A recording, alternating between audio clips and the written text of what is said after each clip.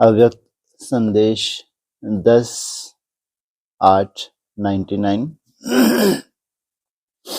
पवित्रता और पिताव्रता बनने का दृढ़ संकल्प लो। क्या मतलब? पवित्रता और पिताव्रता क्या मतलब हुआ?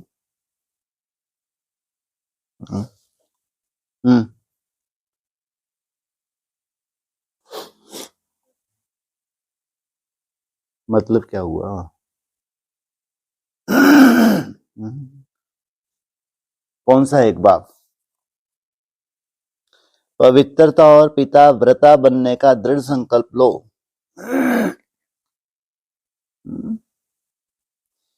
पिता की पहचान भी तो चाहिए।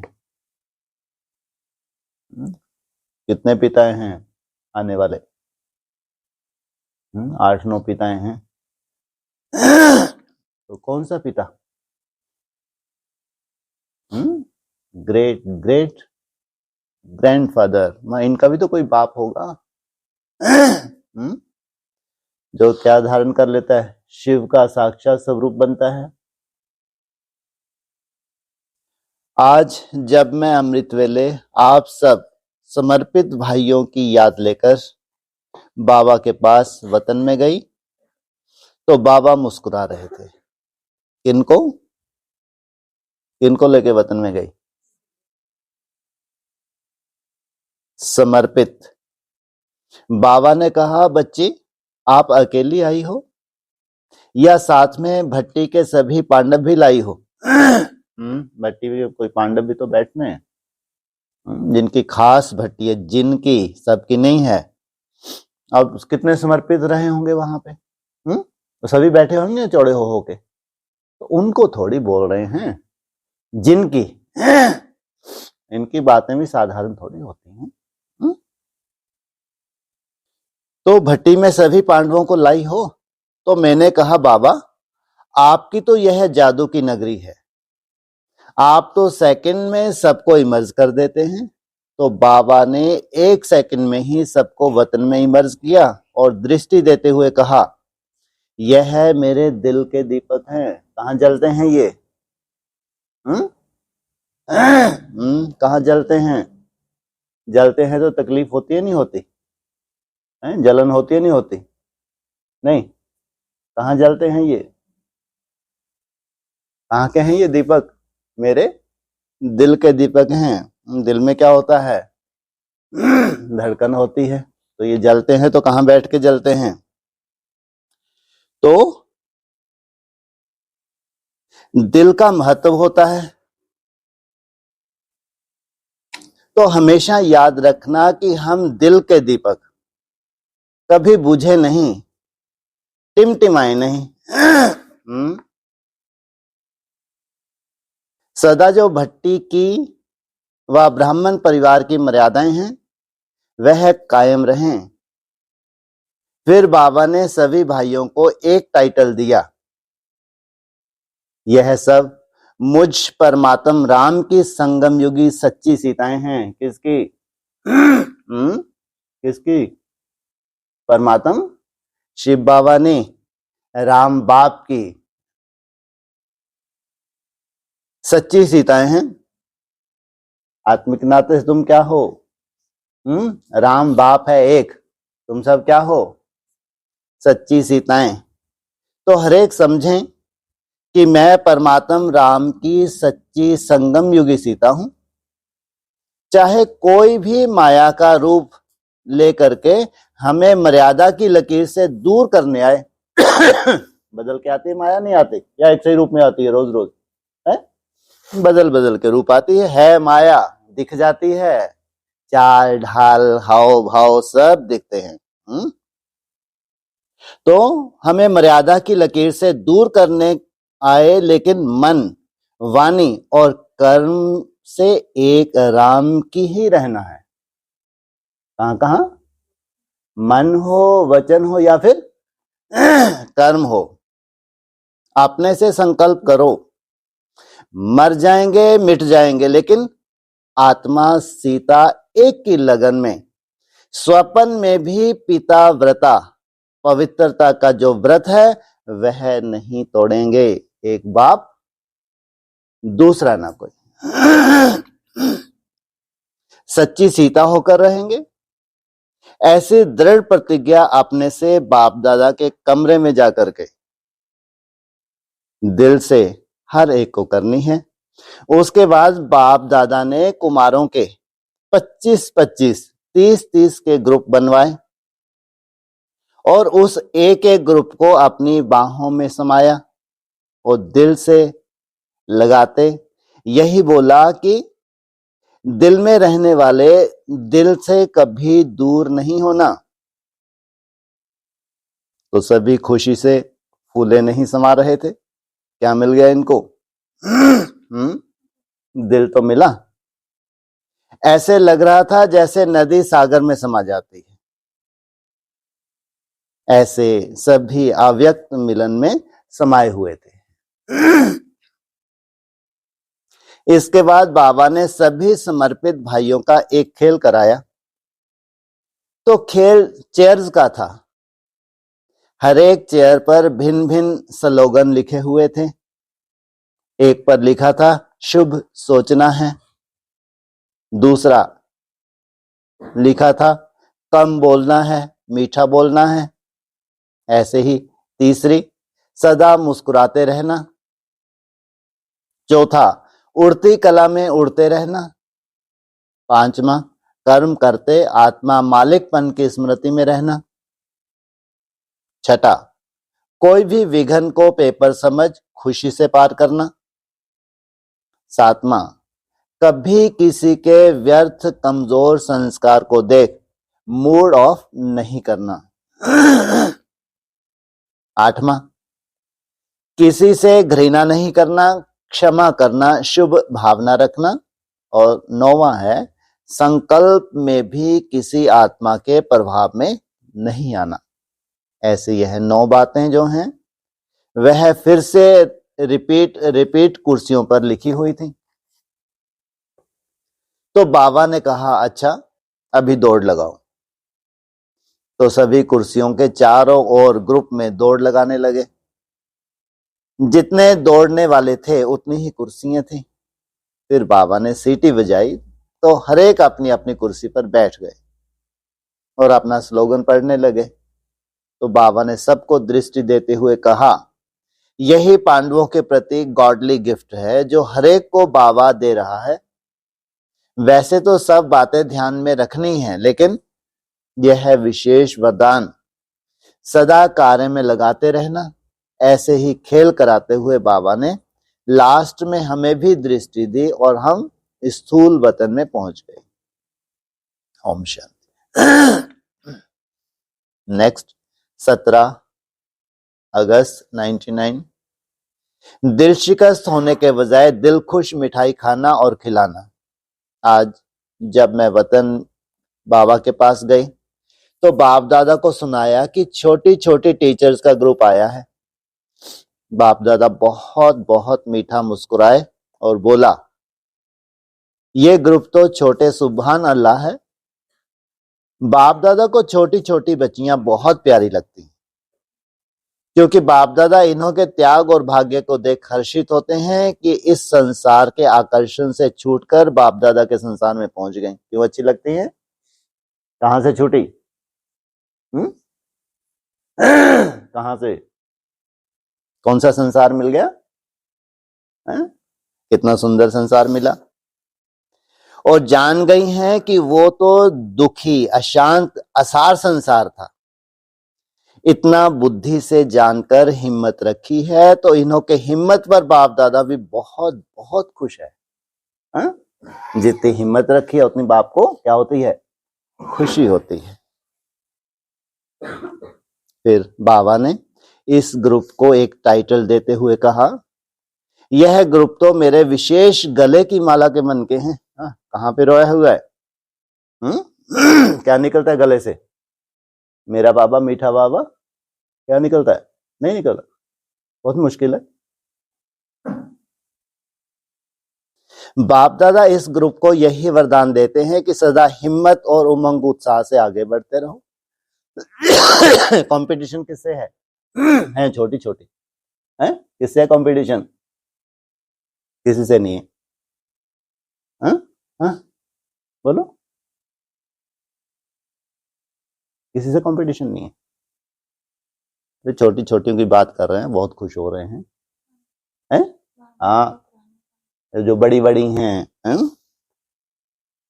कभी भी छोटी मोटी बातों में दिल शिकस्त व कमजोर नहीं होना, सदा दिल खुश मिठाई खाते रहना और सबको भी दिल खुश मिठाई खिलाते रहना। बाप दादा को सदा अपने साथी के रूप में अनुभव करना, बाप दादा से सदा दिल की बातें करते रहना, साथ खाना और साथ चलना, ये पक्का अनुभव सदा करते रहना। सदा हर परिस्थिति में भी किसी के भी संस्कारों से घबराना नहीं। किसके संस्कारों से घबराना कैसे होता है? हाँ, किसी के भी संस्कारों से घबराना नहीं। कोई बार बार माया का रूप बनती है, नहीं बनती? नहीं बनती है? कब तक हम सहन करेंगे? सदा हर परिस्थिति में व किसी के भी संस्कारों से घबराना नहीं, सदा अपने गले में विजय माला चमकती हुई देखते रहना। सदा अपने को बाप दादा के अति प्यारे हैं ये अनुभव करते रहना। जिस समय बाबा ये शब्द बोल रहे थे उस समय ऐसे लग रहा था जैसे सब बाप दादा के सामने इमर्ज हैं और बाप दादा बहुत बहुत जिगरी प्यार से सबको सजा रहे हैं। इसके बाद बाबा बोले, अच्छा सभी इतने स्वीट बच्चे हैं तो इस ग्रुप को भी खेल कराएं। ऐसे कहते दृष्टि देते बाबा ने बोला, आओ बच्चे, आओ बच्चे। बस बाबा का बोलना था कि सेकंड में सभी वतन में इमर्ज हो गए और क्या देखा कि अर्ध चंद्रमा समान हाल था जिसमें सभी अपने अपने स्थान पर बैठ गए और सामने स्टेज थी, उस पर बहुत सुंदर कलश एक दो के ऊपर तीन तीन रखे हुए थे। साथ में बहुत सुंदर बड़ा बगीचा था। तो बाबा बोले, हर एक बच्चे को ये तीन तीन कलश सिर पर रख करके बगीचे के अंत तक पहुंचना है। बस बाबा ने ताली बजाई और सब स्टेज से आगे पहुंच करके तीन कलश उठाने लगे। फिर तो बहुत सुंदर दृश्य था। कोई को तीन कलश को देख सोच में पड़ गई कि ये तो नहीं जाएगा, भारी है। कोई ने उठाया लेकिन थोड़ा चलने के बाद बोझ लगने के कारण बहुत धीमे रुक रुक जाने लगी। ऐसी क्या तकलीफ थी कलश में? हैं जी, क्या था? अरे बाप रे। क्या भरा हुआ था कलश के अंदर? क्या भरते हैं कलश के अंदर? मोस्टली अमृत कलश होता है। किसी को बहुत भारी लगता है अमृत को धारण करना, ज्ञान जल को धारण करना फिर भी सहज है। ज्ञान अमृत को धारण करना कितनी सूक्ष्मता चाहिए, और वो भी तीन तीन। एक आध हो चलो ठीक है, बुद्धि कैसी चाहिए? कैसी बुद्धि, कितनी सूक्ष्म बुद्धि चाहिए। सोचो, ज्ञान ही इतना सूक्ष्म होता है, लेकिन जब वो अमृत का रूप धारण कर ले, बाप रे बाप। तो कल तीन कलश उठाने लगे। तो बाकी कलश थोड़े धीमे रुक रुक कर जाने लगी। कोई बीच में या एक दो कलश उतार कर रुक भी गई ऊपर। एक मिनट, फिर तो बहुत सुंदर दृश्य था। बाबा ने ताली बजाई और सब स्टेज के आगे पहुंच करके तीन कलश उठाने लगे। फिर तो बहुत सुंदर दृश्य था। कोई तो तीन कलश को देख सोच में पड़ गई, ये तो नहीं जाएगा, भारी है। कोई ने उठाया, लेकिन थोड़ा चलने के बाद बोझ लगने के कारण बहुत धीमे रुक रुक कर जाने लगी। पहले कलश रखा, उसके ऊपर दूसरा, उसके ऊपर तीसरा। सबसे ज्यादा भारी कब लगता है? पहले कलश में तो कोई भारी नहीं लगा होगा, और उसके बाद दूसरे में थोड़ा सा भारी हुआ, तीसरे में तो ऐसा लग रहा था पता नहीं चल पाऊंगी नहीं चल पाऊंगी। तो कोई बीच में 1 या 2 कलश उतार कर रुक भी गईं, कोई कोई चल तो रहे थे लेकिन कलश थोड़े हिलने लगते थे तो भय में चल रहे थे। बाकी कुछ ऐसे भी थे जो बहुत खुशी खुशी थे, डबल लाइट बन चलती गईं और समय पर मंजिल पर पहुंच गईं, लेकिन वो ज्यादा नहीं थी, थोड़ी सी थी। बुद्धि भी क्या होती है, ये भी क्या है हमारी, जिसमें धारण किया हुआ है। और कोई ऐसी भी थी जो उठा तो लिया लेकिन रफ्तार बहुत ढीली थी, इसलिए मंजिल पर समय पर नहीं पहुंच सकी। धारण करते हुए मंजिल पर पहुंचना, झलकते हुए पहुंचना, और ज्यादा भारी लगने लगे चलो एक ही उठा के दौड़ पड़ो। बहुत मजेदार दृश्य दिखाई दे रहा था। उसके बाद बाबा ने ताली बजाई तो जो जहां पर था वहीं पर खड़ा हो गया। कोई तो मंजिल पर पहुंच गए, कोई बीच बीच में रह गए। बाबा ने बीच में जाकर सामने खड़े होकर सभी को दृष्टि दी और बोले, बच्चियां, बाप दादा आप बच्चों को सब जिम्मेवारियों की शक्ति से अब संपन्न देखना चाहते हैं। यह 3 कलश जो बाबा ने हर एक के सिर पर रखे, यह विशेष 3 जिम्मेवारियों के थे। तीनों कलश पर अलग अलग लिखित थे। एक पर लिखा था स्वयं परिवर्तन की जिम्मेवारी, दूसरे पर लिखा था सेवा साथियों से मिलकर आगे बढ़ने की जिम्मेवारी, और तीसरे पर लिखा था विश्व परिवर्तन की जिम्मेवारी। पहला स्वयं परिवर्तन, दूसरा सेवा साथी, और लास्ट। तो बाबा बोले, इन तीनों में से आप बच्चियों को जो भी शक्ति कम है वो बाप दादा व दादियों के व सेवा साथियों के सहयोग से अपने में भरनी है, और हर एक अपने को छोटा नहीं समझें, लेकिन हर एक को शक्ति रूप बन तीनों जिम्मेवारियों के निमित्त आत्मा समझ बाप दादा समान बनना है।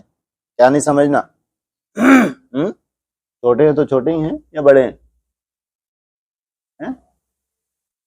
क्या मतलब हुआ? अपने को छोटा नहीं समझना, अभी हमको तो बहुत कुछ समझना है। समझना है तो फिर हम दौड़ी पहनेंगे तब जाके मंजिले पहुंचेंगे, ऐसा? बोलो। जो छोटे भी हैं उनमें संस्कार कौन से हैं? कहाँ के संस्कार लाई हो? हाँ, पिछले जन्म के संस्कार लाए हैं। पिछले जन्म में जो जो जिसने तपस्या की है, वर्तमान वो तपस्या ही आगे बढ़ा रही है। ऐसे एक एक को बाबा मीठी दृष्टि दे रहे थे। ऐसे दृष्टि देते देते ये दृश्य पूरा हो गया। सभी मौज में मुस्कुराती रहीं और मैं भी ये दृश्य देखते देखते स्थूल वतन में आ गई। ओम शांति। दादी जी और दादी जानकी जी के प्रति भोग संदेश। दादी, बाबा का इस ग्रुप के प्रति दिल से इतना प्यार था जो ऐसे लग रहा था जैसे बाबा चाहते हैं कि मेरी एक एक बच्ची अभी ही संपूर्ण बन जाए। क्या चाहते हैं? ऐसा कोई जादू कर दो इन बच्चियों को, है जल्दी से काम खत्म। बाबा ने एक एक को जैसे दिल में समा दिया।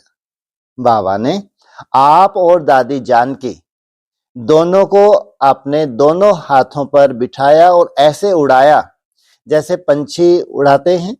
आप दोनों दादियां इतनी हल्की थीं तो आप दोनों ही बाबा के हाथों में समा गईं। जैसे कोई आसन लगाकर बैठता है, ऐसे आप दोनों बाबा के हाथों में समा गईं और बाबा ने ऐसे किया तो उड़ गईं। फिर बाबा ने ताली बजाई और आप नीचे आ गईं। बाबा ने गोदी में बिठाकर दिल में समा लिया। फिर बाबा ने कहा कि आप दोनों दादियों को अपनी तबीयत का बहुत ख्याल रखना है, क्योंकि आगे चलकर आप दोनों को बहुत बहुत आगे बढ़कर सहयोग देना है। तबीयत का ध्यान किस लिए रखना है? हैं जी? किस लिए? आगे चलकर बहुत सहयोग देना है, बहुत बड़ी सेवा करनी है। इस शरीर को रिजुवनेट करना कितनी तपस्या चाहिए। शरीर में ही खिटपिट होगी तो क्या करेंगे। इसलिए हिसाब किताब कह के नहीं छूट सकते। इसलिए बहुत ध्यान रखना है, क्योंकि आगे चलकर आप दोनों को बहुत बहुत आगे बढ़कर सहयोग देना है। इसलिए अपनी बॉडी को बाबा की तरह से अमानत समझकर अमानत को संभाल कर चलाओ। कैसे? कौन संभाल कर चलाता है? इतना समझदार कौन है अभी तक? क्या बोला? किसकी तरह? हाँ, जैसे बाबा को लगता है कि ये मेरी देह क्या है, यही देह है जो आधार है। जब तक ये देह है तब तक क्या है? तुम्हारा भी पुरुषार्थ है। जब तक ये देह है तब तक उसका भी पुरुषार्थ है। तो ये जो अमानत है, इसको बहुत अच्छे से, बहुत ऊंचे तक, कहां तक जाना है? कहां तक जाना है? कहीं नहीं जाना, यहीं बैठे रहना है। अरे शिवालय तक जाना है, हाँ, अमरनाथ तक जाना है, अमरलोक तक जाना है। कितनी बड़ी बात है। तो मनोहर दादी, रतन मोहनी दादी, शांतामणि दादी, मोहनी बहन, मुन्नी बहन और जो भी विशेष टीचर की सेवा के निमित्त हैं, उन्हों से बाबा ने हाथ मिलाकर बहुत स्नेह से नयन मुलाकात की। तो सभी स्नेह में इतना खो गए कि जैसे नदी सागर में समा जाती। और जो भी सेवा के निमित्त हैं, बाबा ने सभी के लिए बहुत बहुत दिल से याद प्यार दिया है। हर एक अपने अपने नाम से याद प्यार स्वीकार करे। अच्छा, ओम शांति।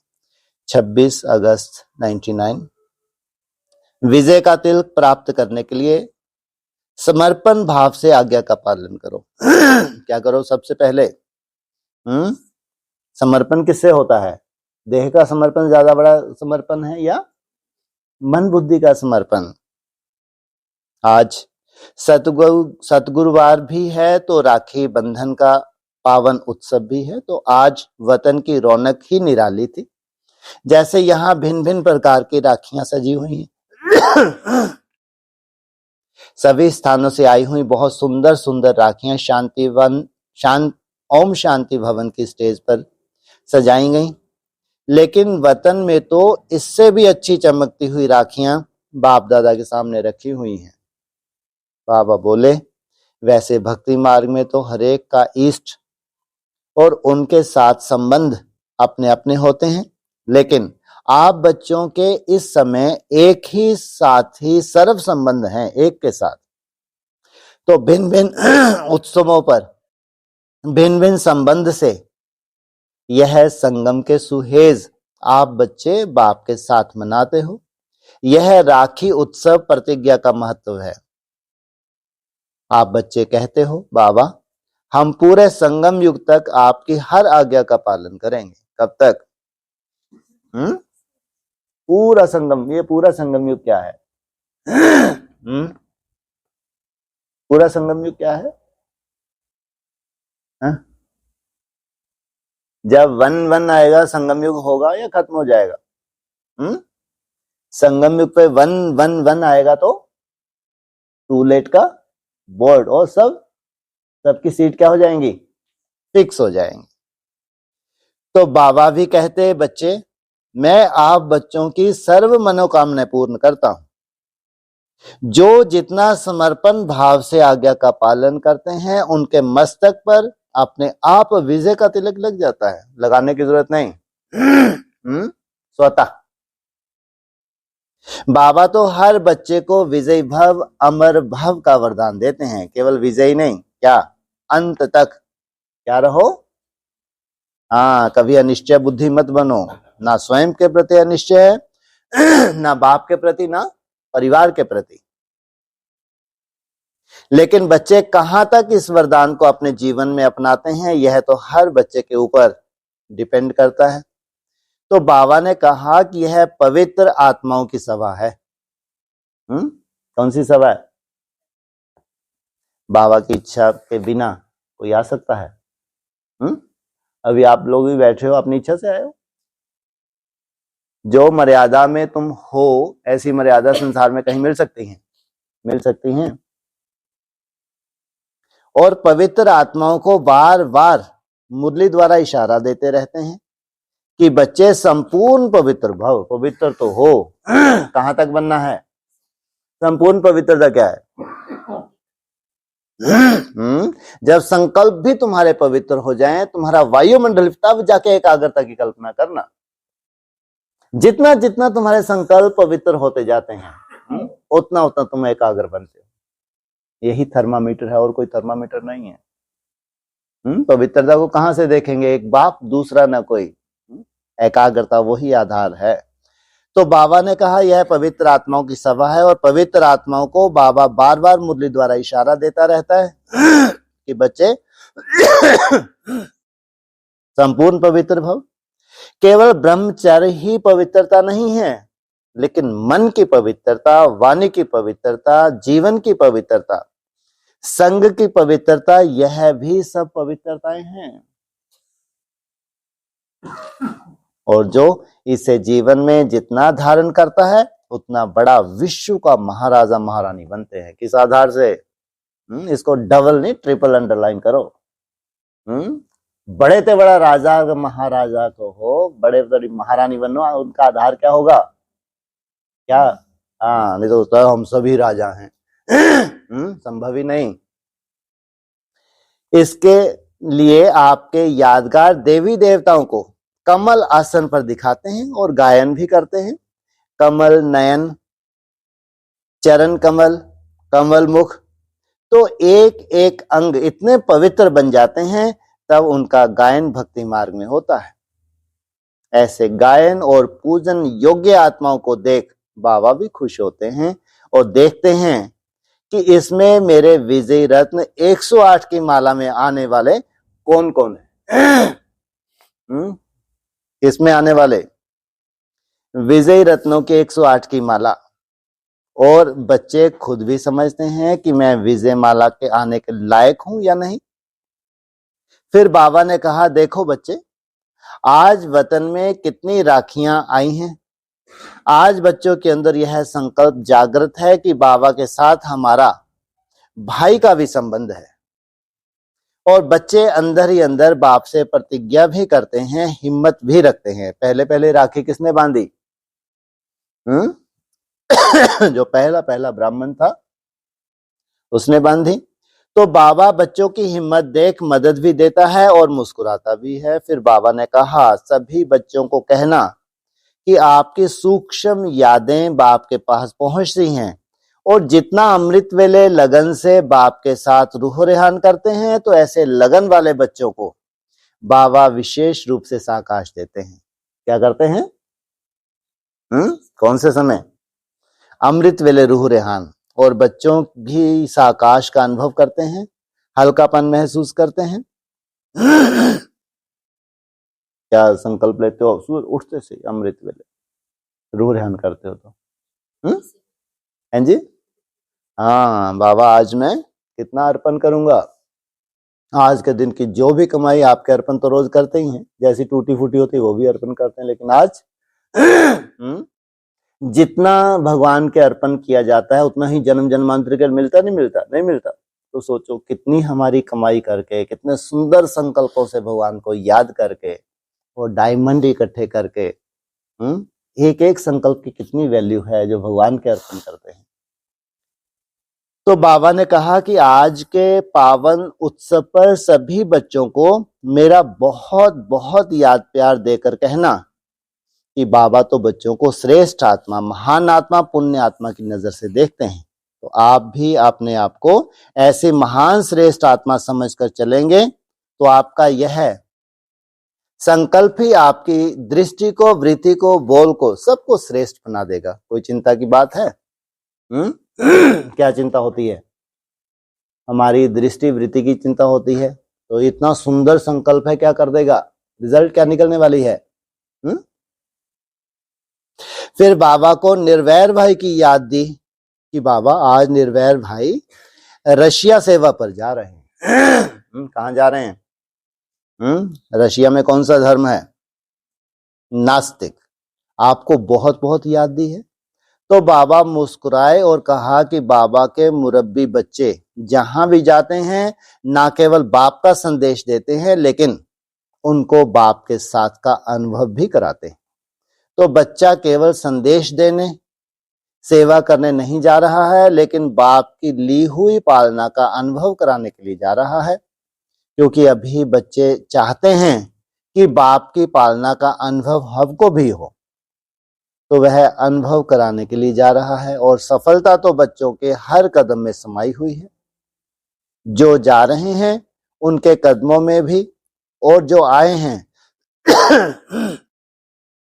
वह भी सफलता प्राप्त करके आए हैं। फिर मैंने कहा बाबा, मृत्युंजय भाई, प्रताप भाई विदेश सेवा करके वापस आए हैं। तो बाबा ने कहा आप दोनों को भी याद प्यार देना। फिर बाबा ने बहुत बहुत प्यार हर बच्चे को दिया और ऐसे ही प्यार भरी दृष्टि देते देते बाबा ने कहा बच्ची राखी लाई हो? मैंने कहा मैं तो बहुत सी राखियां लाई हूं। फिर मैंने बाबा को सारी राखियां दिखलाई और कहा कि बाबा यह सबकी राखियां हैं, यह सब राखियां आपको बांधेंगी। तो बाबा ने एक राखी मेरे को दी। वह बहुत अच्छी बहुत बड़ी राखी थी जिसमें इतनी महीन महीन किरणें थी।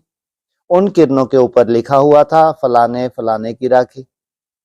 उस एक राखी में ही जैसे सारी दुनिया की राखी आ गई। तो मैंने कहा बाबा आप बहुत चतुर सुजान हो जो सबकी इच्छा पूर्ण कर देते हो। फिर बाबा ने दादी के लिए बहुत बहुत याद प्यार दिया और कहा बाबा के तरफ से वतन की यह राखी जाके बच्ची को पहनाओ। बाबा का बहुत प्यार भरा स्वरूप था। ऐसे प्यार के नयनों से दृष्टि देते देते बाबा ने मुझे वतन में भेज दिया। अच्छा, ओम शांति।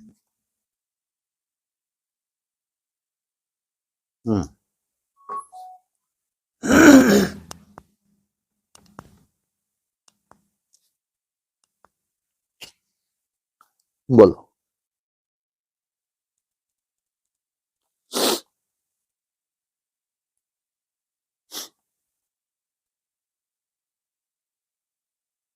हाँ जी, है कोई प्रश्न? बाबा ने कहा हाँ और जी। ये ब्रह्मा बाबा का ऑडियो पॉइंट। हाँ जी। तुम सूक्ष्म वतन को याद किया तो कोई हर्जा नहीं है, क्योंकि वहां भी जब हम फरिश्ते बनेंगे तो पहले वहां जाएंगे। वहां के तो बनते हैं, तो वहां रहने की जगह अलग है ना। बच्ची अव्यक्त मम्मा की अलग, बाबा की अलग। व्यक्त सूक्ष्म वतन में जाने की तुम तैयारी कर रहे हो इसी शरीर के रहते रहते। तो वहां भी क्या बताया? उसका सबसे सुंदर सैंपल सूक्ष्म वतन से सबसे ऊपर कौन? देवदेव महादेव, उसके नीचे और फिर उसके नीचे कैटेगरीज है ना।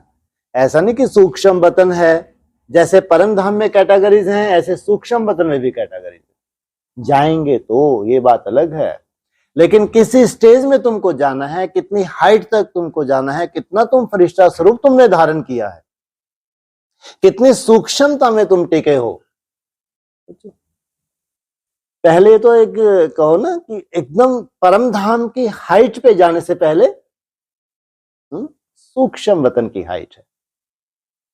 यहां सूक्ष्म वतन में जितनी ऊंचाई पे गया है उतना ही परम धाम में बीज रूप अवस्था में जाएगा। इसलिए ऐसा नहीं कि सूक्ष्म वतन में पहुंच गए, वहां भी क्या बताया? सबकी अपनी अपनी सीट्स होंगी। अव्यक्त मम्मा की अलग, बाबा की अलग, उस व्यक्त उस मम्मा की अलग। तो सभी तो जब भी जाएंगे अव्यक्त मम्मा की अलग, जो व्यक्त मम्मा है उसकी अलग। माने जिसने जितना पुरुषार्थ, जो अव्यक्त है, अब आप कल्पना करके देखो जो शनिदेव होगा, एडवांस नॉलेज के हिसाब से माला में सबसे नीचे है या ऊपर है? सबसे नीचे, सबसे कमजोर। और वो जिसमें प्रवेश करेगा कितना नीची स्टेज का, वैल्यूलेस होगा। वैल्यूलेस, क्या बोले बाबा ने उसको? कैसे संस्कार होंगे कि वैल्यूलेस? सोचो कैसा कौवे जैसा पार्ट होगा उसका शरीरधारी का। जिस शरीरधारी में कौन सी आत्मा प्रवेश करेगी? शनिदेव। कितनी वैल्यू है शनिदेव की? दिखाते हैं पत्थर जैसा, ऐसा दिखाते हैं, या फिर काला कलूटा ऐसा मूछ वाला। सोचो। और जिस कौवे में वो प्रवेश करेगा, किसकी सवारी करते हैं? शनिदेव को सवारी किसकी दिखाते हैं? कौवे की तो दिखाते हैं, कोई बब्बर शेर की थोड़ी दिखाते हैं। दिखाइए बब्बर शेर की, मोर की दिखाइए, कौवे की सवारी। तो सोचो वो शरीरधारी आत्मा कैसी काहू काहू काहू काहू। सबसे कमजोर आत्मा, सूक्ष्म वतन में भी जो सबसे कमजोर आत्मा है, जो सबसे बाद में उसको अपना पार्ट प्ले करना है, अभी नहीं। सूक्ष्म वतन में सबसे लास्ट में उसको पार्ट प्ले करना है, और जिस शरीरधारी में उसको पार्ट प्ले करना है, तो सोचो लंबे समय तक उसकी गति क्या रहती होगी। तो ऐसा नहीं कि सब सूक्ष्म वतन में चले गए। हाँ, वहां का एटमॉस्फेयर बात अलग है। क्या होगा? एटमॉस्फेयर सबको एक सा मिलने वाला है। परमधाम में भी साइलेंस है, सब एक से टिकेंगे, लेकिन रेस है। कितना पहले तुम सूक्ष्म वतनवासी बनते हो, कितना पहले, उतनी ही तुम्हारी हाइट पे तुम जाके बैठते हो। हाँ जी। तो जब ही जाएंगे निमंत्रण देने, तब कोई मम्मा नहीं देखेंगे। जब भोग लगाने जाएंगे तो फिर बाबा बुलाएंगे। हाँ। मैंने पूछा इनसे कि गई कौन बैठे थे? बोला अव्यक्त बाबा। फिर अव्यक्त मम्मा थी? हाँ वो भी थी। पूछा व्यक्त मम्मा थी? बोला नहीं थी। तो बच्चों को समझा देते हैं कि हर एक की जगह अपनी अपनी होती है। सोचो कितनी बड़ी बात है। इससे क्या अर्थ निकलता है, कितना सार युक्त अर्थ है इसके अंदर। सोचो, माना केवल भक्ति मार्ग की तरह उसको इमर्ज किया गया, उसका कोई रोल ही नहीं है। जो सूक्ष्म वतन में परमानेंट आत्मा है उसमें कोई रोल नहीं है। किसका? व्यक्त मम्मा, काउम राधा, कोई रोल नहीं। तो आती है या दादी आती हैं तो केवल इनको इमर्ज किया जाता है, बस मात्र उनके थ्रू एक मैसेज आता है। बाकी ऐसा नहीं। सूक्ष्म वतन में जाएंगे तो वही आत्मा जाएंगी तो कितनी मेहनत करके अपने को सूक्ष्म बनाएंगी, फरिश्ता अपनाएंगी प्रैक्टिकल में। आप कल्पना करके देखो, सूक्ष्म वतन की आपकी स्टेज हो, तो आप जो है इस शरीर के साथ हवा में उड़ सकते होंगे, नहीं उड़ सकते होंगे? चलो ज्यादा नहीं, यही थोड़ा सा प्रयोग करके देखो एक कभी। नहीं है? यहाँ तो ऐसा नहीं कि बाहर निकल जाओगे एकदम, है ना? नहीं, पानी के ऊपर फरिश्ता चल सकता? नहीं चल सकता। वो हंसने की बातें हैं, चुटकुले हैं ये, है? नहीं। जब हिस्ट्री में ऐसा हुआ है, हिस्ट्री में ऐसा हुआ है, तो ऐसा क्यों नहीं हो सकता भाई? क्यों नहीं? जब तुम वेटलेस हो गए, कोई वजन रहा ही नहीं, तुमने हल्की इतनी कर ली मन बुद्धि को, थॉटलेस हो गए, क्या बॉडी तुम्हारी वैसा ही रिएक्ट करेगी जैसे दुनिया की रिएक्ट कर रही है? बिल्कुल नहीं।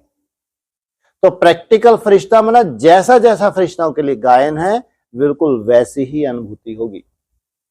इसलिए जो यहां से शरीर छोड़ के वहां जाते हैं, इनको क्या केवल इमर्ज किया जाता है बस, और इनकी भी अपनी अपनी सीट्स हैं। आगे चल के सूक्ष्म वतन क्या बन जाएगा? धर्मराजपुरी भी बन जाएगा। सोचो किस स्टेज का सूक्ष्म वतन इनको नसीब होगा कि वहां से गुजरे बिना इनको परमधाम नहीं मिलता। कल्पना करके देखो। अगर संसार को मुक्ति देनी है, चाहे ब्राह्मणों का संसार हो, चाहे 800 करोड़ आत्माएं हो, सूक्ष्म वतन है इनको चुकतू करने का साधन। बिना सूक्ष्म वतन में जाए कोई भी आत्मा परमधाम नहीं जा सकती। सूक्ष्म वतन को बताया धर्मराजपुरी। आप कल्पना करके देखो कितनी नीचे की वो सूक्ष्म वतन के स्टेज में ये आत्माएं जाती हैं जो सजा खाती हैं। वहां सजा खा के वहां से प्योर होके फिर नीची स्टेज का ही परम धाम मिलता है इनको, बहुत ऊंची स्टेज का नहीं। वही स्टेज इनकी जन्म जन्मांतर चलेगी। जब भी आएंगे, चाहे सतयुग के आदि में आएंगे, सतयुग के बीच में, त्रेता के आदि, त्रेता के बीच, द्वापर, जैसे जैसे जब भी आएगा, जिस स्टेज में जहां जहां जा रहा है वैसा ही ब्रॉड ड्रामा भी रिपीट होने वाला है। कितनी बड़ी लॉटरी लगी है जिनको ये समझ मिल जाए कि ये कितना वैल्यूबल हमारा शरीर है, कितना वैल्यूबल शरीर है। अगर ये बुद्धि में बैठ जाए, माना इस शरीर को छोड़ने का तो संकल्प ही क्या करना, वो पुरुषार्थहीन आत्मा है। उससे कमजोर कोई आत्मा नहीं है जिसको लगता है शरीर तो छूटना ही है, तो कहेंगे मंद बुद्धि। इसलिए चाहे सूक्ष्म वतन की स्टेज हो, चाहे परम धाम की स्टेज हो, उसके अंदर पूरा ब्रॉड ड्रामा समाया हुआ है, पूरा ब्रॉड ड्रामा। बड़े ते बड़ा महाराजा, बड़े ते बड़ी महारानी, राजाएं हैं, प्रिंस प्रिंसेस है, सबको सूक्ष्म वतन होते हुए कहाँ जाना है, परम धाम जाना है। पूरा ब्रॉड ड्रामा का साक्षात्कार भी होने वाला है आगे चल के। जब रिजल्ट निकल जाएगी फिर कुछ कर पाएंगे है? जब तक रिजल्ट नहीं निकली है तब तक तुमको चांस है। जितना चाहे उतनी मेहनत कर सकते हैं, जितना चाहे। टू लेट का बोर्ड लगा माना समाप्त। जो कुर्सी दौड़ करवाई थी, अब भैया जो जो तुमको जितनी इतनी मेहनत की है यहां बैठ जाओ बस। अब तुम्हारी कुर्सी कोई छीन नहीं सकता। तुम्हारी की हुई मेहनत के आधार से तुमको कुर्सी मिली है। कोई छीन नहीं सकता। जो कुर्सी तुमको नसीब होगी स्वतः ही उसी स्टेज तक तुम सूक्ष्म वतनवासी भी बनोगे तो परम धाम वासी भी बनोगे स्वतः। इसलिए जब तक ये डिक्लेयर नहीं हुआ है, जब तक इसका शरीर है बाबा को दे, बस तब तक तुम्हारा पुरुषार्थ है। ये बहुत सुंदर चांस है, बहुत बड़ा चांस है कमाई करने का। इतनी धुन लगा दें, मेरा बाबा मीठा बाबा प्यारा बाबा। हाँ जी। तो बोला हर एक की जगह अपनी अपनी होती है और फिर बाबा साक्षात्कार कराते जाते हैं। वहां जाएंगे है तो सभी साक्षात्कार ना बच्ची। फिर कभी कोई साक्षात्कार में दोनों को देख लेंगे, कभी बाबा को देखेंगे, पीछे विचार होगा मम्मा को देखें तो मम्मा का साक्षात्कार होगा। समझा, ऐसे होता है। फिर वहां कहेंगे अच्छा व्यक्त मम्मा से भी मिले तो बोलेगा अच्छा पीछे आएगी ना, पीछे आएगी तो फिर बताएंगे। ये है सब साक्षात्कार। इच्छा किसकी नहीं होती इनसे मिलने की। ये व्यक्ति तो बेचारे ढर रही हैं। ये तो सबका अपना अपना पुरुषार्थ है। और सबसे कमजोर वर्तमान समय में आपदा में बन गई हैं ये कौन, ये व्यक्त शरीरधारी जितने भी हैं। अव्यक्त से मिलना कौन नहीं चाहेगा, सोचो आप। जो श्रेष्ठ आत्माएं हैं उन अव्यक्त से मिलन का केवल संगम युग पे ही ये मिलन होता है, कभी नहीं होगा। क्योंकि अब ज्ञान भी लुप्त हो जाएगा। ज्ञान समझ मिली किस लिए है, क्योंकि ये सब प्रैक्टिकल होना है। तो क्या बोला, अब भी नहीं मिल सकते। किससे किससे नहीं मिल सकते हैं? अव्यक्त किसका बोला, ये जो शरीर छोड़ के जाएगी इसका, माना ये इसको तो वहां किससे मिल रहे हैं, अव्यक्त से मिल रहे हैं। लेकिन प्रैक्टिकल जब होगा तो भी प्रैक्टिकल होगा नहीं होगा। प्रैक्टिकल का क्या आधार बनेगा,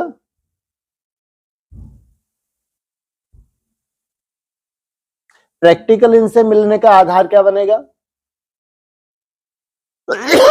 तुम्हारी प्रैक्टिकल स्टेज। अब भी हम जा रहे हैं किस तरफ, समय के लास्ट में जा रहे हैं। समय के लास्ट उस वक्त तो इमर्ज किया गया, लेकिन अब भी इनसे प्रैक्टिकल मुलाकात होगी। इन सूक्ष्म वतनवासियों से क्या होने वाला है, अभी प्रैक्टिकल मुलाकात होगी। अभी लास्ट समय में जा रहे हैं, तो लास्ट समय में तो सबसे श्रेष्ठ आत्मा है फीमेल चोले में कौन है? अव्यक्त आत्माओं की बात हो रही है, छोटी बोटी कहां चल रही है? मैं अव्यक्त आत्माओं की बात कर रहा हूं, इनसे मिलो। बात फीमेल चोले की हो रही है, कहाँ छोटी मम्मी टर्म ये वो आदमी, जबरदस्ती इनका कोई रोल ही नहीं दिख रहा। हाँ, सूक्ष्म वतनवासी जो अव्यक्त है, अव्यक्त फीमेल कोई अव्यक्त फीमेल भी तो होगी। अगर मेल है ब्रह्मा विष्णु शंकर तो फीमेल नहीं है ना? तो सोचो, ऐसी श्रेष्ठ आत्माओं से मिलन होने वाला है।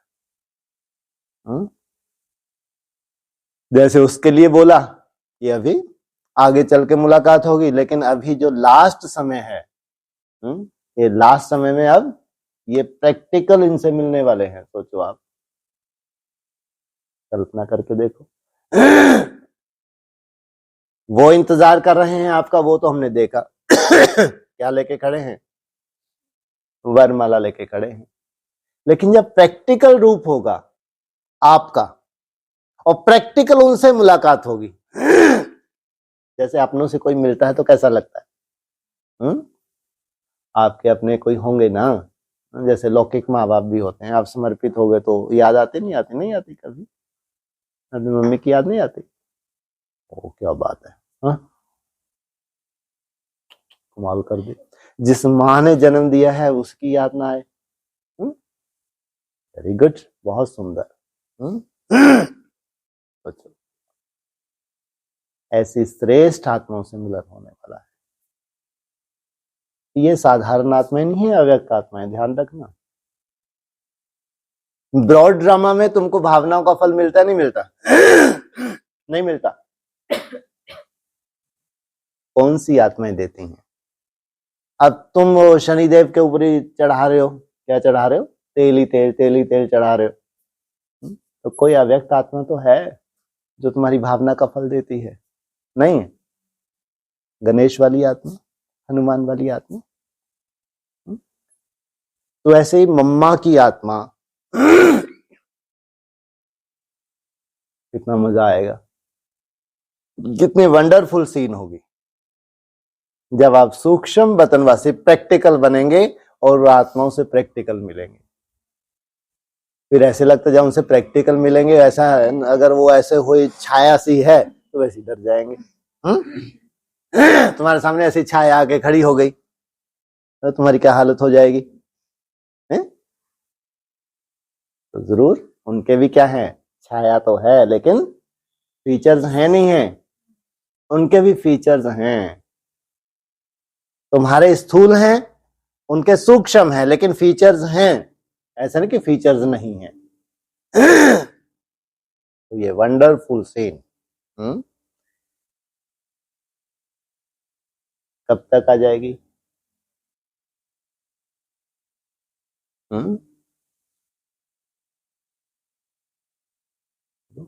कितने समय के लिए रचा था सूक्ष्म वतन को? 40 वर्ष के लिए। क्यों? क्यों 40 वर्ष के लिए? इसलिए रचा था कि अब इसकी कोई दरकार ही नहीं सूक्ष्म वतन की। जाना कहाँ है इनको? कहाँ जाना था? परम धाम जाना था। तो परम धाम जाने से पहले सूक्ष्म वतन में जाएंगे नहीं जाएंगे? तो परम धाम कब तक चले जाओगे? शिवालय चले जाए बस पहले। शिवालय नसीब ही तब होता है, ज्यादा से ज्यादा संगमिक से जास्ती दे नहीं सकते। कब खत्म हो जाएगा? क्या? वो तो कम से कम बोला है, इस संगम युग को 100 वर्ष से जास्ती दे नहीं सकते। तो कब खत्म हो जाएगा? 36-37 में। तो 36-37 में अगर संगम युग खत्म हो रहा है और तुम परम धाम सूक्ष्म वतन के बिना डायरेक्ट चले जाओगे? चले जाओगे डायरेक्ट? या सूक्ष्म वतन होते हुए जाओगे? सूक्ष्म वतन होते हुए जाओगे। सोचो कितना समय है। और ये समय तो ऐसे चुटकियों में निकला जा रहा है भाई। जिस हिसाब से आप लोग रेस कर रहे हैं, जिस हिसाब से आप लोग मेहनत कर रहे हैं, कब सुबह होती है कब शाम हो जाती है मालूम पड़ता है? तो सोचो, ये 10 साल तो मालूम ही नहीं पड़ने हैं, और इसमें पूरी हम अपनी कमाई करके जाएंगे, पूरी कमाई। परम धाम जाने से पहले कहां जाएंगे? सूक्ष्म वतन में इन श्रेष्ठ आत्माओं से मिलेंगे। हाँ जी। तो इतने से टाइम में सब चले जाएंगे सूक्ष्म वतन में? ये वंडरफुल है ना, इतने से टाइम। ये अच्छा है, कम से कम कितना इसको कहेंगे समझदार कि 10 साल में क्या हम सूक्ष्म वतनवासी बन जाएंगे? अरे अगर एक भी सूक्ष्म वतनवासी बन जाए, जो आपका बाप है, जो सन्यास में है, जब समाचार सुनेंगे तो ऐसा क्या लगेगा, क्या हम भी जैसे कि कहाँ हैं कहाँ हैं? क्योंकि आज नहीं तो कल जाना कहाँ है? सूक्ष्म वतन में। इसलिए जो भी मैसेज आता था सबको हरा भरा कर देता था या नहीं कर देता था।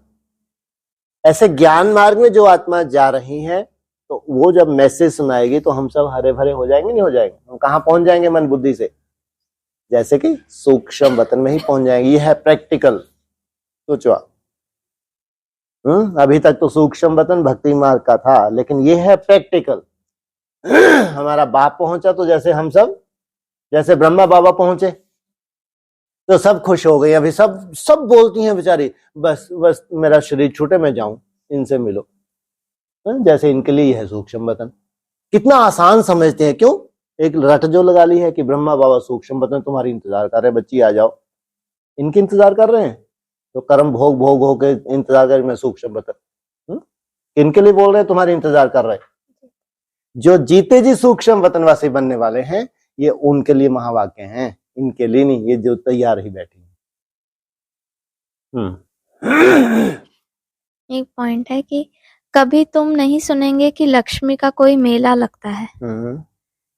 लक्ष्मी, महालक्ष्मी जिसकी पूजा करते हैं, वो तो बस आई, ये दीपमाला और उनका आवाहन करने के लिए आओ हमको थोड़ा धन दो, परंतु उनके मेले नहीं लगते हैं। मेले ये जगदम्बा के बहुत लगते हैं। कोई न कोई दिन मुकर्रर करके मेला लगाए देते हैं अम्मा के ऊपर। तो अभी तुम जानते हो इस बात को, मम्मा कौन है, लक्ष्मी कौन है। क्यों? कारण बड़े बड़े मेले लगते ही नहीं हैं। कहाँ पे? लक्ष्मी के सामने। कारण कचरा जो होगा, कचरा बुद्धि जो होंगे, वो लक्ष्मी वाली आत्माओं के संगठन में होंगे। वो कचरे जैसी आत्मा है, बुद्धि में कचरा ही कचरा भरा हुआ है। लक्ष्मी कहाँ होगी? कहाँ होगी? संगम युग स्वर्ग में ही होगी ना। स्वर्ग का मॉडल पहले बहुत बड़ा होगा या बहुत छोटा सा होगा? फिर वो स्वर्ग में जो आत्माएं हैं, तो मन बुद्धि धीरे धीरे उनकी स्वच्छ है दूसरों की अपेक्षा, या कचरा ही है उनकी बुद्धि में? कितनी थोड़ी सी आत्माएं होंगी। लेकिन जगदम्बा कहां पे होती है? संगम युग पे। तो ढेर ब्राह्मण जिनको शिक्षा दी जाती है, सब तो एक साथ पास नहीं हो सकते, तो बड़े बड़े मेले लगते हैं, बड़े बड़े प्रोग्राम्स होते हैं। अभी देखो ब्रह्मा कुमारी में जाती है, ढेर सारे शिविर में आ जाते हैं। उनको क्या लक्ष्य दिया जाता है? बहुत जल्दी इस सृष्टि का विनाश होने जा रहा है, सत्युग आने जा रहा है। तो बहुत तादाद में है या थोड़ी सी आत्माएं हैं? बहुत तादाद में है, लेकिन उनमें से बहुत सुंदर तरीके से पढ़ जाते हैं, पढ़ाई को जीवन में ले आते हैं। वो कहां ट्रांसफर होते हैं? वो दीपावली मनाते हैं। वो जैसे सत्युग में पहुंच जाते हैं, वहां थोड़ी सी आत्माएं होती हैं, इसलिए वहां का कोई मेला यादगार नहीं है। हाँ जी।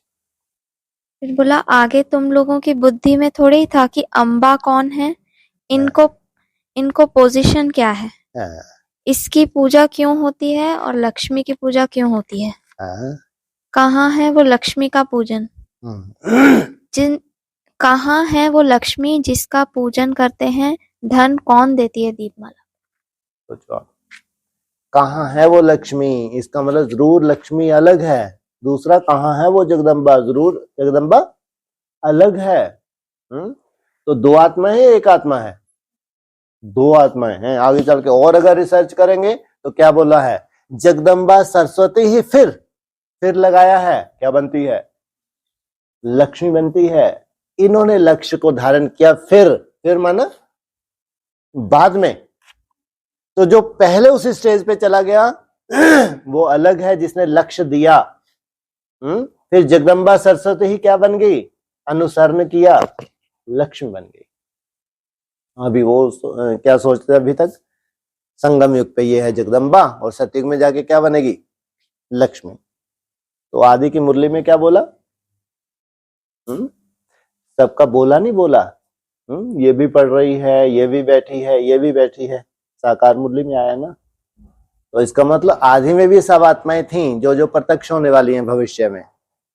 आदि में सबने पढ़ाई पढ़ी है और अपना अपना पुरुषार्थ किया है और पुरुषार्थ एक निश्चित स्टेज तक भी गई हैं, निश्चित स्टेज तक भी गई हैं। लेकिन अब प्रैक्टिकल सब अपने अपनी स्टेज को प्राप्त करने वाले हैं। अब प्रैक्टिकल, वो प्रैक्टिकल नहीं कहेंगे क्योंकि वो परिपक्व अवस्था जैसी होनी चाहिए वैसी नहीं थी, लेकिन पुरुषार्थ तो किया, मेहनत तो की होगी। तो इससे ये लगता है जो मुरली के ऑडियो कैसेट्स हैं ये ब्रह्मा बाबा के द्वारा चली हुई है। माने लक्ष्मी का पार्ट अलग है तो जगदम्बा का पार्ट अलग है।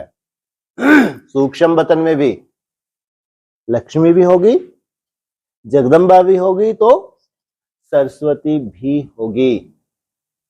इसलिए सूक्ष्म बतन में जो देवताओं को दिखाया है उनको प्रवृत्ति मार्ग का दिखाया है।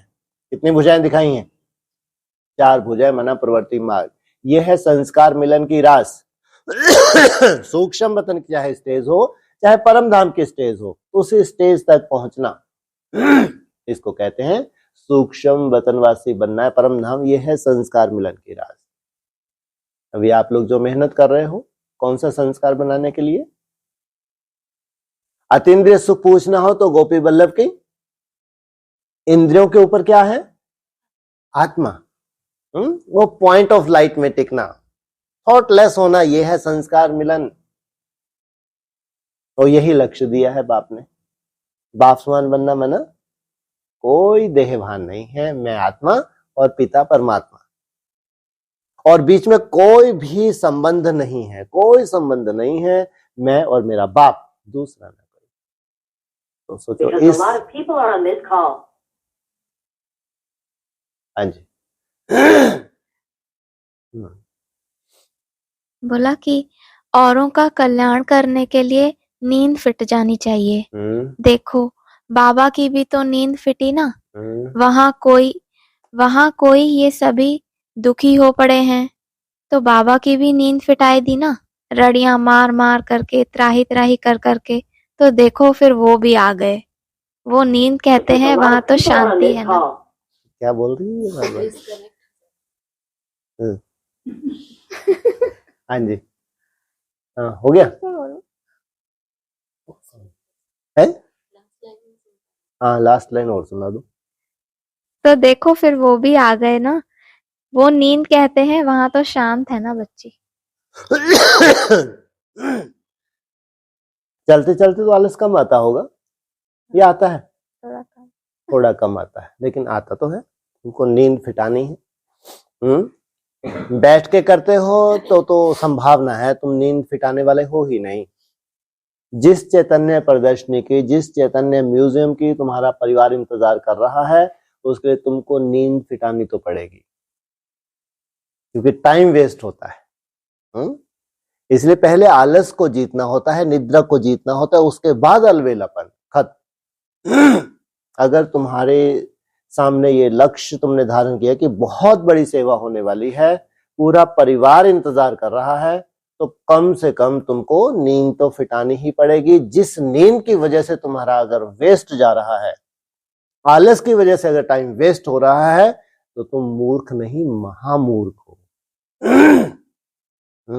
किस श्रेणी में पहुंच गए? महामूर्ख। मूर्ख होते तो चल जाता। मूर्ख कौन होते हैं?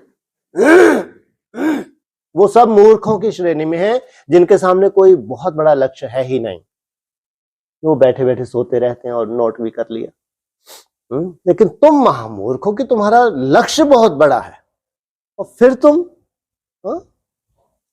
जो तुम कर सकते हो वो अगर नहीं कर रहे, नींद फिटाना ये तो तुमको नहीं है, तुम्हारी नींद फिटाना तुम सो ही नहीं रहे, पागल हो जाओ, ऐसा तो नहीं है ना। लेकिन जहां जहां भी थोड़ा सा आलस के रूप में नींद अगर इंटरफेयर कर रही है, तो उस नींद को फिटाना, चाहे मुंह धुलाई करके करो, चाहे घूम फिर के करो, क्या अपनाते हो, कौन सी विधि अपनाते हो तुम जानो, क्योंकि तुम्हारा लक्ष्य बहुत बड़ा है, सेवा बहुत बड़ी है। जो इंतजार कर रहे हैं ब्राह्मण परिवार, उन सब की आशा के क्या हो? उनको आशा है नहीं है कि संगम युग खत्म होने वाला है, भारत माता शिव शक्ति अवतार अंत का यही नारा है, तो कोई तो होंगी वो शक्तियां। तो उनको जैसे बाप ने नींद फिटाई, वैसे क्या करना है, हम बच्चों को भी नींद फिटानी।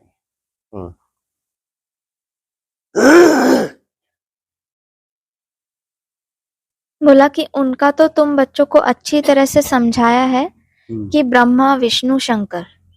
अच्छा, प्रजापिता ब्रह्मा को ही प्रजापिता कहते हैं, विष्णु को प्रजापिता नहीं कहेंगे, क्योंकि इनसे तो एडॉप्ट किया जाता है। विष्णु से तो 2 लक्ष्मी नारायण, इनसे तो बच्चे पैदा होते हैं जो तख्त पर बैठते हैं। तो प्रजापिता तो इनको, शंकर को तो प्रजापिता कभी नहीं कह सकते। उनका पार्ट ही है महादेव, देव महादेव। वो जन्म मरण में आते हैं, वो एकदम जन्म मरण में नहीं आते हैं। ये एक दफा ये इनका शंकर का रूप देखने में आता है, बस। सो भी तुम बच्चे अच्छी तरह से देख करके आते हो, साक्षात्कार होता है। कितनी बड़ी बात है। कौन जन्म मरण में कौन आता है? देव महादेव। ये साकार मुरली का पॉइंट है। और जो सूक्ष्म वतन में है वो कभी नहीं आते। उनका सबसे बड़ा पार्ट कौन सा है वर्तमान समय, जो कभी नहीं आते? विनाश का सबसे बड़ा पार्ट है। इसलिए बोला शंकर तो क्या करता है, कुछ भी नहीं। इसकी प्रेरणा से क्या हो जाता है, विनाश हो जाता है। तो सूक्ष्म वतन में चाहे लक्ष्मी नारायण हो, विष्णु का रूप भी दिखाते हैं, वो भी प्रवृत्ति मार्ग है। और चाहे ब्रह्मा का प्रवृत्ति मार्ग दिखाया है। तो सूक्ष्म वतन ये स्टेज है, प्रैक्टिकल स्टेज है, जो आगे चल के बनती है, संस्कार मिलन की रास भी होती है। लेकिन प्रजापिता को क्या कहेंगे, ये सूक्ष्म वतनवासी नहीं है। ये तो अभी जो नीचे जितना भी ढर रहा है, नीचे जो ग्रह हैं जिनमें सोल प्रवेश होकर इनको मिसगाइड कर रही हैं, ये चल के एक मूर्ति ऐसी रखी हुई है कि इनके भूतों को शांत करे। ये जो मिसगाइड होके भगवान का रूप बैठे हुए हैं बन के, तो ये निमित्त है। जो नीचे जितने भी ग्रह हैं, उपग्रह हैं, उनको क्या करता है, कंट्रोल करता है। तो प्रजापिता मुझे यहां चाहिए, किस लिए चाहिए? क्योंकि नीचे बहुत हैं अभी जिनको क्या बनना है, जिनको सूक्ष्म वतनवासी बनना है। लेकिन कोई सूक्ष्म वतनवासी भी चाहिए। तो प्रजापिता के मुकाबले में कौन कौन बन गए सूक्ष्म वतनवासी? ब्रह्मा विष्णु, और एक वो शंकर को ले लिया, देव महादेव का कम से कम इशारा तो दिया। ये किस में आते हैं? ये पूरा 84 का चक्कर, क्योंकि महादेव है, देवताओं में सबसे महान है, तो सबसे बड़ा चक्कर किसका होगा? उतना बड़ा चक्कर तो किसी का हो भी ना सके। इसलिए सूक्ष्म वतनवासी जो बन जाते हैं, चाहे विष्णु हो, चाहे सूक्ष्म वतनवासी शंकर हो, चाहे सूक्ष्म वतनवासी ब्रह्मा हो, प्रजापिता मुझे सैंपल के रूप में चाहिए कि जो मिसगाइड होके सोलों की वजह से, सोल मिसगाइड कर रही हैं, भगवान का रूप बन के बैठे हुए हैं, उनके परिवर्तन के लिए कैसी आत्मा चाहिए? वैसा ही पुरुषार्थी चाहिए। इसलिए कोई तो चाहिए जो सबको प्रैक्टिकल में शिक्षा देके उनके साथ रेस करके नंबर 1 में चले जाए। जिसके लिए बोला है नंबर 1 कामी कांटे को क्या बना देते हो, नंबर 1 फूल बन। ऐसे उसमें क्या विशेषता है भाई, ऐसी उसमें क्या विशेषता है? ये ब्रॉड ड्रामा के उसके हिसाब किताब हैं। लेकिन सोचो कितनी तपस्या रही होगी जो भगवान को ये जितने भी भूत हैं इनमें से कोई भी पसंद नहीं आया। तो उसी को पसंद किया। तो उसका ब्रॉड ड्रामा का अपना पार्ट है, लेकिन उसकी तपस्या को कोई छीन नहीं सकता। जो उसकी जन्म जन्मांतर की जो तपस्या है, जो एक व्रता रहने की जो तपस्या है, मेरा तो एक बाप शिव बाबा दूसरा न कोई, ये जो तपस्या है उसको कोई छीन सकता है? वही आधार बन जाती है उसकी तपस्या, जो भगवान नंबर 1 क्या बना देता है, फूल बना देता है। बोला कि ये भी तो तुमको साक्षात्कार कराया हुआ था कि तुम एरोप्लेन लेकर करके ये जवाहर और सोना चांदी कैसे ले आते हो मकान बनाने के लिए, तो भी साक्षात्कार शुरू में कराया था, सो अब पिछाड़ी में तो बहुत ही करेंगे। तुम वो है ना जो तुमने देखा सो हमने ना देखा, तो जो पहले हमने देखा सो दूसरे ने देखा, फिर भी चले गए कितने। हम जो देखेंगे फिर वो नहीं देखेंगे, जैसे दोनों तुम देखेंगे, जो जीते रहेंगे और योग में रहते रहेंगे। साक्षात्कार हुए, साक्षात्कार में बहलाया, उसके बावजूद भी बहुत से बात धीरे धीरे करके अनिश्चय बुद्धि बन गए, शरीर भी छोड़ दिया। लेकिन जो साक्षात्कार हुए हैं उनको प्रैक्टिकल में देखना। जो तुमने साक्षात्कार किए हैं वही सीन तुम प्रैक्टिकल देखो। उस वक्त तो ये था, जो साक्षात्कार करवा रही थी उनकी एज कितनी थी? ऐसी तो कोई भी नहीं थी कि 76 में जाके 100 वर्ष की हो जाए, क्या मालूम रहेगी नहीं रहेगी। ऐसी तो नहीं थी ना। ब्रह्मा बाबा मान लो एज थे, और जितनी भी संदेशीय थी जो साक्षात्कार करती थी वो तो ऐसी बच्चियां थी, माना बहुत ज्यादा एज तो नहीं रही होंगी कि 76 आते आते क्या हो जाए, इतनी बूढ़ी हो जाए तो शरीर छोड़ दे। तो देखिए जो तुम साक्षात्कार में देख रहे हो, अगर तुम्हारा शरीर रहता है, शरीर रहते रहते भी तुम ये सब क्या देखने वाले हो, प्रैक्टिकल में देखने वाले हो। तो जिन्होंने आदि में साक्षात्कार किए थे उनकी मन बुद्धि में अभी भी साक्षात्कार होते हैं। साक्षात्कार के आधार से जो जो कुछ बैठ रहा है वो प्रैक्टिकल देखने वाले हैं इसी शरीर से। तो वहां तो विमान में जाते हैं, कैसे जाएंगे विमान में, वो खानियां भर के ले आएंगे। अभी कौन सा विमान है तुम्हारा? है मन बुद्धि रूपी विमान है। तुमको साक्षात्कार होते हैं कि कैसे आगे चल के तुमको जो साक्षात्कार होंगे, कहां कहां दबा हुआ है, तो वहां से निकालोगे और वहां से तुम्हारी दुनिया को चमकाओगे। तुम कितना समय लगेगा पूरी दुनिया को चमकदार बनने के लिए? 100 वर्ष लग जाएंगे। वो 100 वर्ष में तुम अंत तक रहो, उस 100 वर्ष की बात है, ये नहीं।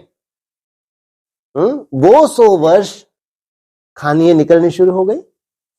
सब साइंटिस्ट भी आ गए, साइंटिस्ट भी खुश हैं कि हमको मौका मिला इस दुनिया में सेवा करने का।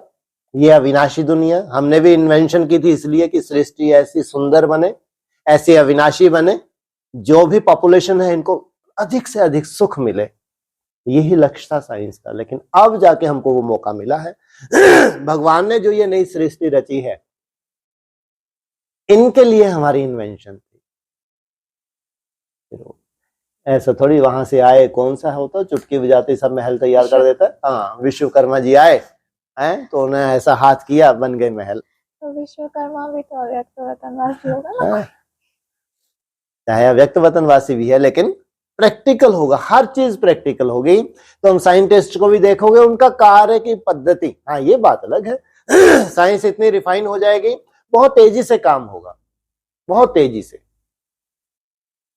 लेकिन पूरी तरह से कम साइंस को 100 वर्ष तो चाहिए, पूरी तरह से जैसा इनको दिखाया गया है।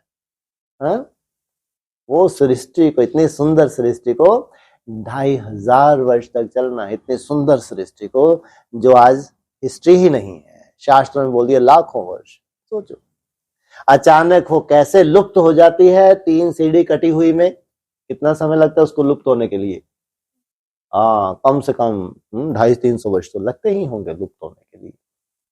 कहाँ लुप्त हो गई, कहाँ वो चले गई, कोई को नहीं मालूम। अब फिर से ड्रामा रिपीट हुआ, इसलिए फिर से हूबहू जैसे जैसे तुम्हारी बुद्धि ने 5000 वर्ष पहले साक्षात्कार किए थे, वही वही तुम फिर से साक्षात्कार करते हो। फिर वो तुम प्रैक्टिकल करते हो, प्रैक्टिकल नई दुनिया बनाते हो। हाँ जी। बोला कि ये जैसे तुम जीत पहनेंगे, मेरे पास आकर के जन्म लेंगे। जन्म लेंगे तो जैसे मनुष्य जन्म लेते हैं और पैसे होते हैं, भले बाप मकान ना बनावे, बच्चा बनाना शुरू कर देते हैं। ये बनाऊं, ये बनाऊं। बाप के पास तो बहुत पैसे पड़े हैं, तो बस वहां भी ऐसे ही पैसे हैं, बहुत पड़े हैं। अभी तो हम महल बनावें, ये करें, उस समय में वो ताकत आ जाती है बहुत ही, क्योंकि ये एरोप्लेन वगैरह सब होते ही है ना। ये जो एरोप्लेन, दूसरा क्या कहते हैं वो, हेलीकॉप्टर, ये तो तुमको साक्षात्कार कराए ही थे। सब स्कूल में भी तुम जाते हो इन हेलीकॉप्टर्स में। तुम्हारे लिए हेलीकॉप्टर्स ऐसे ही हैं जैसे यहाँ मोटर में वहां जाना, फुल प्रूफ। किनके लिए?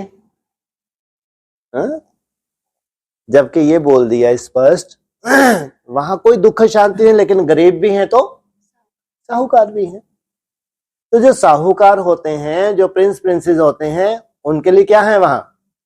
हेलीकॉप्टर है। बाकी ये थोड़ी कि गरीब भी हेलीकॉप्टर में बैठा है। दुख शांति नहीं है, कोई दुख शांति नहीं, सबके पास सुख शांति है। लेकिन यहाँ की पढ़ाई के आधार से तुमको वो साधन मिलते हैं और वो कभी एक्सीडेंट भी नहीं होता। कैसे हैं साधन? सोचो कैसी दुनिया में जा रहे हो तुम। सबसे पहले क्या बोला था इसमें, दोबारा पढ़ो जरा। ये जैसे तुम जब जीत पहनेंगे, मेरे पास जाकर के जन्म लेंगे। यहाँ तुम जीत पहनते हो, फिर मेरे पास जाके जन्म लेते हो। जन्म लेंगे तो जैसे मनुष्य जन्म लेते हैं और पैसे होते हैं, भले बाप मकान ना बनावे, बच्चा बनाना शुरू कर देते हैं। ये बनाऊं, ये बनाऊं। बाप के पास पैसे तो बहुत पड़े हैं, तो बस वहां भी ऐसे ही पैसे बहुत पड़े हैं। अभी तो हम महल बनावे, ये करें, उस समय में वो ताकत आ जाती है बहुत ही। भल पैसा किसके पास है? ढेर का ढेर बाप के पास। फुर्सत ही नहीं मिली, मालूम पड़ा। ये थोड़ा सा सीन अच्छी नहीं है ना? कोई बुढ़ापा भी हो, मान लो कहने को है बुढ़ापा, लेकिन तो रिस्ट पिस्ट पहाड़ी भी ऐसे चढ़ जाता है हमारा बाप। एनर्जी की कोई कमी नहीं, धन बहुत है, लेकिन कंस्ट्रक्शन नहीं कर पाए जैसा करना था। तो फिर जो बच्चे ने जन्म लिए, जहां जीत वहां जन्म, तो 100 वर्ष लगने हैं अभी। 100 वर्ष किसको?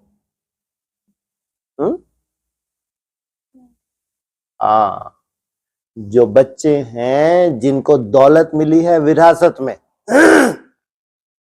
प्रॉपर्टी है बाप की, धन है बाप का, लेकिन यूज नहीं हो पाया। यूज तब होता है जो कम से कम उसका जो उसमें रहने हैं, जिनके लिए धन ये यूज करना है, वो एक निश्चित स्टेज पे तो जाएं। अब तैयार हो गए, वो बच्चे भी तैयार हो गए, अब जाके निर्माण होना है, वो धन का यूज होना है। तो उनमें जो बच्चे हैं, तो बच्चे प्रैक्टिकल ले आते हैं स्वर्ग को। उससे पहले प्रैक्टिकल नहीं था। उससे पहले साक्षात्कार थे, लेकिन बच्चों के द्वारा क्या हुआ? प्रैक्टिकल हुआ। तो ये प्रैक्टिकल कब से होगा? मालूम पड़े प्रैक्टिकल होते होते ब्रह्मा बाबा है? ये भी तो एक प्रैक्टिकल है। ब्रह्मा बाबा का आना है, और फिर उनको राजगद्दी पे बैठना, फिर राजगद्दी पे बैठ के उनको, और बहुत शौक था ब्रह्मा बाबा को ये मकान का निर्माण का, बहुत शौक था। अब जिसको जैसा शौक वो करे। उनके बाप को नहीं शौक है, बाप को तपस्या का शौक है, तो बैठे हैं तो बैठे हैं। मेरा तो एक बाप दूसरा न कोई, ये तो अपनी अपनी वो विचारधारा होती है ना। बाप की विचारधारा, बस मेरा तो एक बाप दूसरा ना कोई। बच्चे की विचारधारा ऐसा नहीं कि उस नहीं तो इतना बड़ा पद मिल ही नहीं सकता। ब्रह्मा बाबा ने जो इतना बड़ा त्याग किया है तो वो पद मिल ही नहीं सकता, लेकिन ठीक है जो क्वालिटी है उनमें उसको यूज किया गया। ये बच्चा जाके क्या करेगा, तो फिर ये निर्माण का कार्य करेगा। जिसको जैसा शौक होता है उसको वैसा ही बाप क्या करते हैं, यूज करते हैं। तो बाप क्या है? तो बाप क्या करेंगे? उसका बाप ज्योति ज्योत समाना, दादा ज्योति ज्योत समाना। अरे जैसे आजकल बुजुर्ग होते हैं ना, तो बुजुर्ग हम बोलते हैं अरे हमारे जमाने में ये नहीं था, लैट्रिन बाथरूम साथ में कमरे में बना रखा है गंदगी। हमारे जमाने में थोड़ी ऐसा होता था, है ना, बाहर बनाते थे, गंदगी अपने कमरे में ही बना रखी, ऐसे पुराने बुजुर्ग कहते थे। तो यहाँ भी बाप दादा ये बुजुर्ग, हमारे जमाने में थोड़ी था, हम तो इतने समझदार बन गए थे, कोई ऐसे सोने के महल नहीं बनने, ये नहीं बनना, वो नहीं बनना है, फालतू बातें हैं। जब जन्म मिला है भगवान की गोद के लिए तो उस ज्योति ज्योत में समाना, इससे बड़ा कोई सुख नहीं है। और हमारी समझ में तो ये भी बैठ गया था, अपन क्यों माथा मारे बनाने के लिए, इस दुनिया में आएंगे ना, हमने तो बड़ी से बड़ी प्राप्ति कर ली जो जन्म जन्मांतर चलनी है। अब ये माथा मारे ना बनाने का, हम तो वहां जन्म लेंगे, आनंद लेंगे, ये ज्यादा अच्छा है। या लगे रहो प्लानिंग करो, अच्छा ये महल ऐसा बने, हाँ इसको ऐसा बनाओ, इसको ऐसा बनाओ, बना बना के निपट जाएंगे। हाँ बना बना के निपट गए। कहाँ बने बनाए में आए, क्योंकि मेहनत जो आपने की है वो मेहनत का ही तो फल मिलना है। सबसे बड़ी मेहनत आपने की उस ज्योति में समाने की, और ये तो बेचारी मर गई, नक्शे निकालते खत्म हो गई कि सोने के महल होंगे तो ऐसे होंगे तो वैसे होंगे, आज तक तो किसी का महल हुआ ही नहीं। तो जो पुराने बुजुर्ग होते हैं ना, वो इस फालतू लफड़ों में नहीं पड़ते। वो कहते हैं पुरानी सोच, बूढ़ा है ये क्या सोचेगा। जनरेशन का भी अंतर होता है ना, ये बूढ़ा ये कहाँ से सोचेगा बेचारा, तो ठीक है नहीं सोचा, हमने तो वो सब पा लिया जो पाना था, सब कुछ। दादा बाबा जी आप तपस्या ही करो। अब देखो वंडरफुल खेल। ब्रह्मा बाबा 69 में शरीर छोड़ने से पहले तक कितना नशा था कि अब मैं जाऊंगा देखना 76 में कैसे महलों का निर्माण करूंगा। 76 आने से पहले मैं सबको एक मैसेज दे दूं कि तुम सब मरने वाले हो, और पहले तो दिखाऊं मैं इनको नेताओं को, किंतु राजाई करके जो तुम बैठे हो, तुम्हारी मृत्यु ज्यादा से ज्यादा इतना समय दूर है। तो उनको अपनी ड्यूटी लगी कि मेरी ड्यूटी है, तो फला नेता को भी लेटर, उसको भी लेटर, सबको लेटर डाले। गवर्नमेंट को भी बता दिया अगर ना हो तो हमारी पूरी प्रॉपर्टी जब्त कर दो। कितना नशा था। और 100 वर्ष होंगे तो मेरा क्या शुरू हो जाएगा, अमरलोक शुरू हो जाएगा, तो फिर मैं जो निर्माण करूंगी ये तो सब मिट जाएंगे, होंगे ही नहीं। तो बच्चे का था, बच्चा बुद्धि, संकल्प तो था ना, एक सुंदर संकल्प। उसने अपना क्या था, अपनी तो पूरी प्रॉपर्टी लगा दी बेचारे ने। सोचो आप, उस वक्त ब्रह्मा बाबा के पास जो प्रॉपर्टी थी, जिस जौहरी का इतना नाम वाला हो कलकत्ता में, कोई साधारण बात थी क्या, अपनी पूरी प्रॉपर्टी लगा दी। और फिर सामने नई प्रॉपर्टी का यूज करना था, जो खदानी निकलनी थी सोने की 76, लेकिन बीज लेके चले गए, प्रैक्टिकल तो नहीं हुआ ना। तो जो बीज धारण करके गए हैं तो वो प्रैक्टिकल भी तो होगा, नहीं होगा, नहीं होगा, कायदा ही नहीं है, क्यों नहीं होगा। और जिनके अंदर वो बीज ही नहीं है, भस्म ही कर दिया, बर्फ खाएंगे, बर्फ पिएंगे, बर्फ में ही बैठेंगे, बर्फ के पेड़ होंगे, कोई दरकार नहीं, बीज ही नहीं है, ये फालतू कहानियां सुनने सुनाने का बीज ही नहीं है। मैं और मेरा बाप दूसरा ना कोई। सोचो, ये भी तो संगम युग का पुरुषार्थ है। तो जितने भी समझदार हैं उनके पास ये बीज ही नहीं रहते हैं ऐसे फालतू के, इसलिए उनके लिए तो सबसे बड़ा मैं और मेरा बाप, दूसरा ना कोई, सबसे बड़ी प्राप्ति शास्त्रों में भी है। तो जिन्होंने जितनी बड़ी प्राप्ति की है उनको बना बनाया वो सब प्रैक्टिकल मिलता है। और सबसे बड़ी बात, जो जन्म भी होगा वो भी कैसा होगा, गर्भ महल, कोई तकलीफ नहीं जन्म लेने के लिए, कमाई कर गए। अब तो गद्दी में भले ही कोई दूसरा बैठ जाए, लेकिन तुम्हारे जो कुल है वो नहीं छूट सकता, ये सबसे बड़ी प्राप्ति है। ध्यान रखना, इसको ध्यान से और सूक्ष्मता से लेना। कुल तुम्हारा छूटने वाला नहीं है। तुम्हारे कुल में राजाएं चेंज हो जाएंगे, लेकिन तुम उसी ही कुल में रहोगे। उसी कुल में, ऐसा नहीं तुम प्रजा में चले जाओगे, ऐसा नहीं है कि तुम्हारा कुल ही, जैसे राजघराने होते हैं तो राजघरानों में गद्दियां होती हैं, है ना, तो उस राजघराने के जो हिसाब किताब है उसी हिसाब किताब के साथ तो पुनर्जन्म होता है। इसलिए मुरली में बोला तुम्हारा कुल चेंज नहीं होगा, उसी कुल में तुमको रहना है। गद्दी चेंज हो जाए, जो मेन गद्दी है वो भले चेंज होती है, लेकिन कुल तुम्हारा चेंज नहीं होगा। इतनी बड़ी प्रारब्ध है। जन्म जन्मांतर की राजाई की शूटिंग हो जाती है, जन्म जन्मांतर की राजाई। हाँ जी।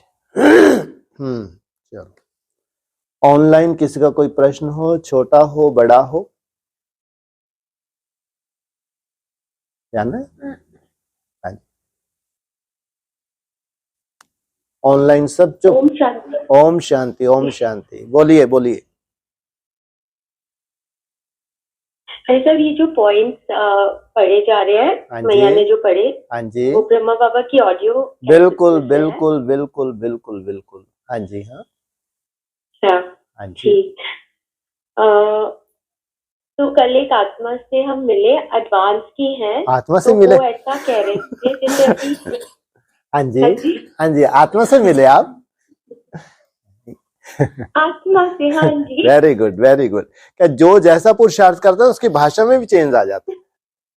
जबकि बाबा बहुत कोशिश करते थे, मुरलियों में करवाते थे, यशोदा भी आत्मा, ये भी आत्मा, फला भी आत्मा, लेकिन कभी भी हम आत्माओं से मिल ही नहीं पाए। देखो 3 दिन की भट्टी में आत्मा से मिल रही है बहन, सोचो कितनी बड़ी बात है। हाँ जी बोलिए। हाँ जी, हाँ जी। तो वो कह रहे थे जैसे अभी संगम युग की बात है कि संगम युग का टाइम निश्चित है। हाँ जी। तो वो ऐसा कह रहे थे कि बाबा ने उन्हें कहा है कि संगम युग 1000 वर्ष का होता है। तो ऐसा बोली, फिर वो बोली मैं संगम युग में मानती नहीं हूँ। कौन सा संगम युग? 1000 वर्ष का संगम युग है, बाबा ने उन्हें ऐसा बताया। ये ट्रांस में बताया होगा, साक्षात्कार में। जिनको बताया है बाबा ने बताया है, मुरली के आधार से बताया है, या उनको ये साक्षात्कार हुआ है? हाँ जी। बोले कि सामने बताया है, साक्षात्कार नहीं बोले हैं। बाबा आके स्पेशल बुला गया, बता गया? पता नहीं कैसे है। एडवांस में बाबा ने बताया? जी। अरे बाबा ने बुद्धू बना दिया होगी, बेचारी कोई मंद बुद्धि होगी। हाँ, क्योंकि बाबा वैसे कभी मुरलियों को छोड़ते नहीं है। जो साकार मुरली में आता है, जो अव्यक्त वाणी में है, बाबा ने उसको नहीं छोड़ा। ऐसी कोई मंद बुद्धि होगी जो बाबा ने बहला दो, क्योंकि एक संस्कार भी होते हैं। जो नास्तिक होते हैं, नास्तिक टाइप के होते हैं, जो ज्यादा पढ़े लिखे होते हैं, ये नास्तिक हैं। सब के सब क्या है? ये नास्तिक हैं। ना आत्मा को मानते हैं, ना परमात्मा को मानते हैं। मानते ही नहीं है।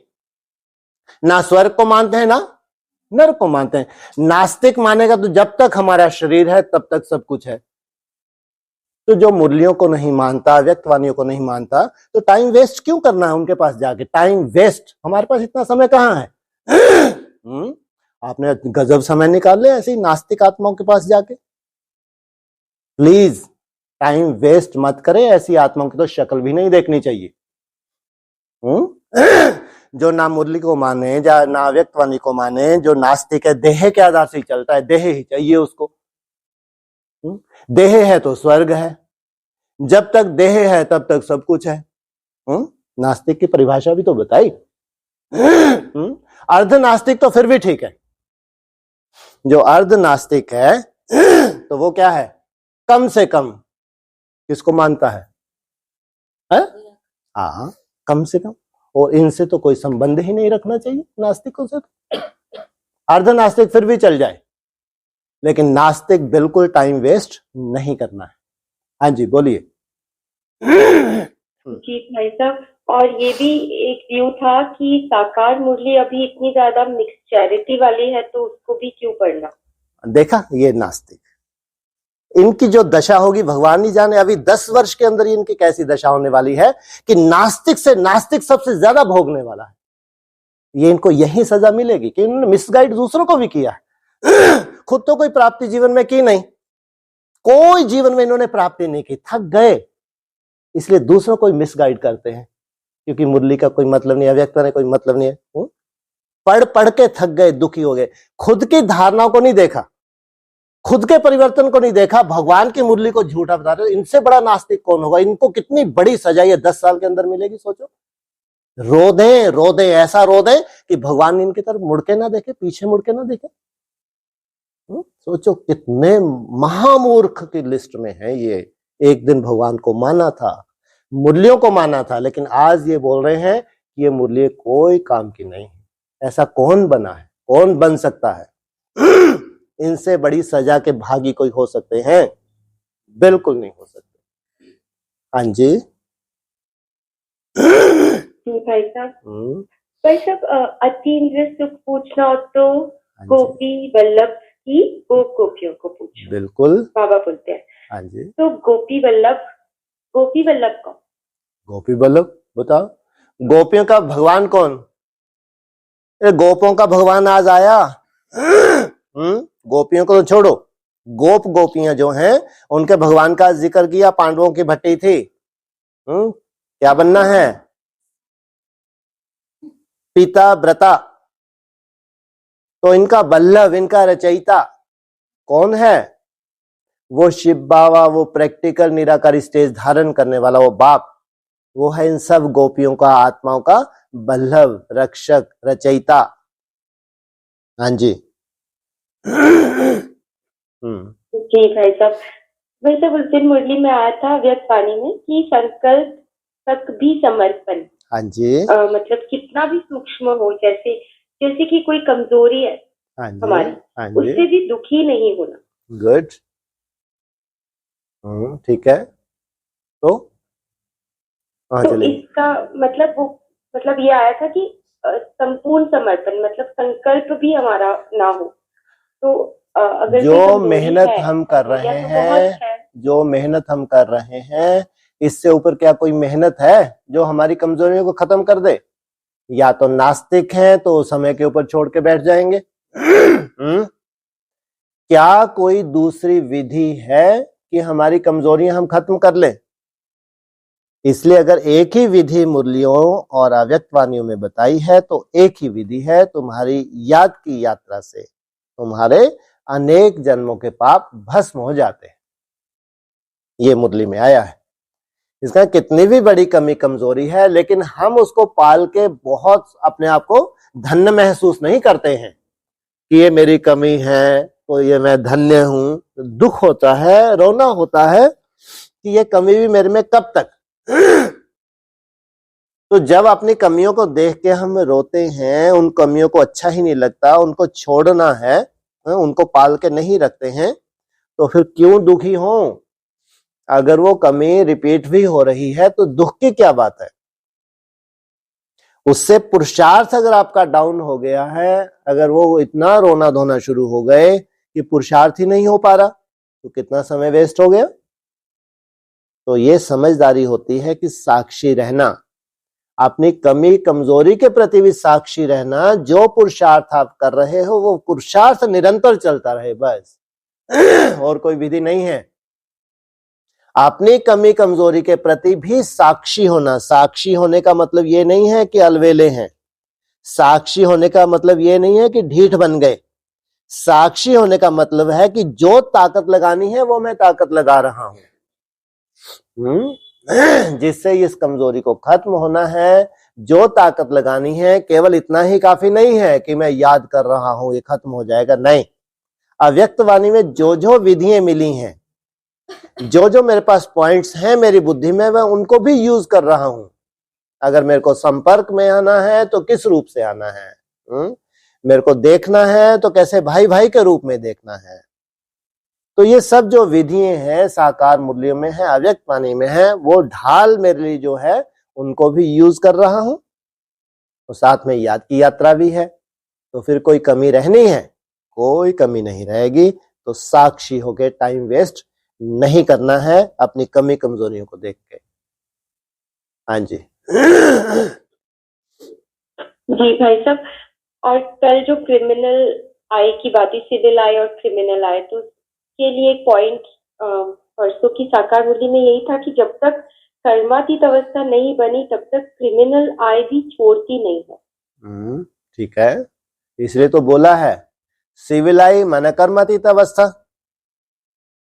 तुम्हारी जब सिविल आई बन जाती है तो ऐसा नहीं है संपूर्ण कर्मातीत अवस्था है। कर्मातीत अवस्था की शुरुआत है, वहां से जब सिविल आई है, चंचलता खत्म हो गई है, तो याद की यात्रा बहुत सुंदर शुरू हो जाती है। वहां से ऊपर अभी कर्मातीत अवस्था और इससे ऊपर भी होगी, फिर उससे ऊपर भी होगी, संपूर्ण कर्मातीत अवस्था।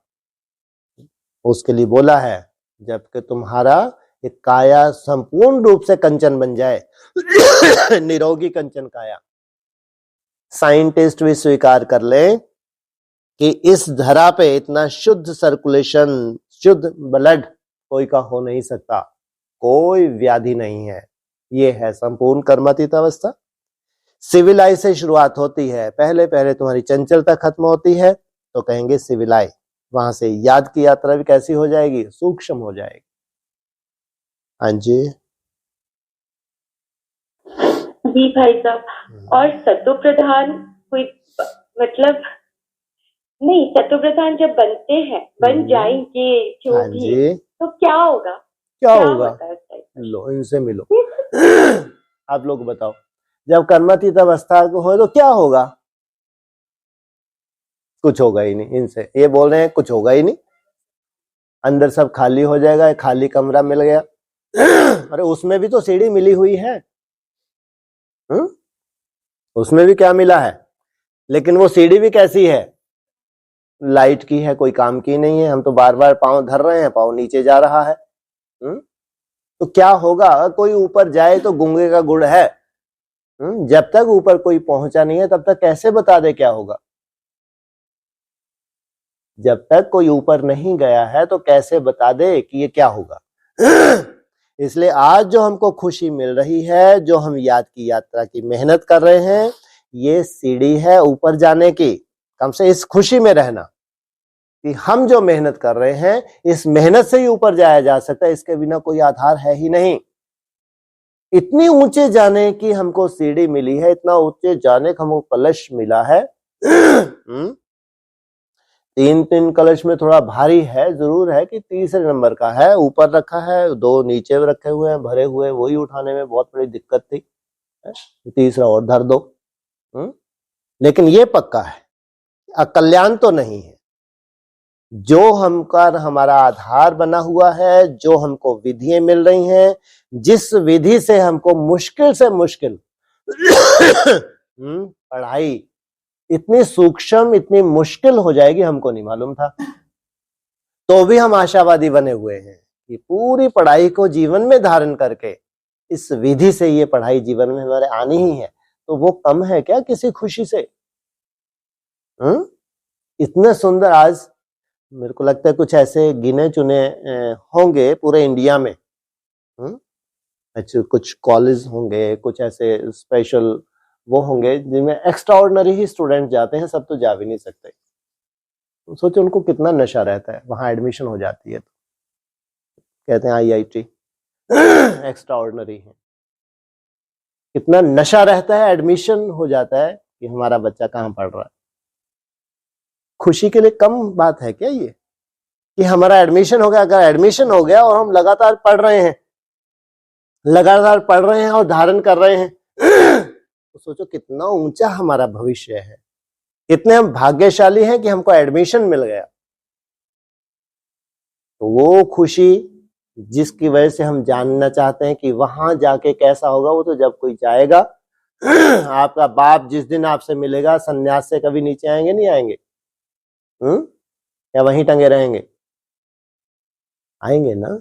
जिस दिन सन्यास से नीचे आएंगे, क्या सबसे डिस्कस करेंगे क्या? इसलिए बोल दिया, बाप आगे चल के किनसे मिलेंगे? साधुओं से मिलेंगे, जिनकी 8 घंटे की याद की यात्रा होगी, वही मिलन मना रहे हैं। क्योंकि वो जितने भी उनके पास रत्न है, जो भी सच्चाई उनके पास है, ये उनके लिए है, जो उनका परिवार है, जिन्होंने वैसी ही बाप समान मेहनत की है। तो हम सब भी क्या पहुंच जाएंगे? हम सब भी मन बुद्धि से उसी खुशी में पहुंच जाएंगे जो प्रैक्टिकल बाप अनुभव कर रहा है। तो ये आपका भविष्य है। जो आज हमारे पास उत्तर नहीं है, इसका उत्तर भी बहुत जल्दी हमारे पास आ जाएगा।